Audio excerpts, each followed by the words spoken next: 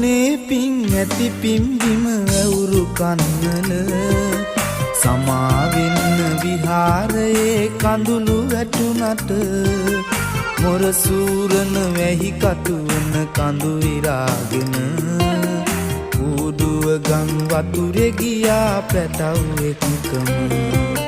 දකුණේ පිං ඇති පිම්බිම ඇවුරු කන්නල සමාවෙන්න විහාරයේ කඳුළු වැටුනට මොරසූරන වැහි කටුවන කඳු ඉරාගෙන ඌඩුව ගම් වතුරේ ගියා පැටව් එක්කම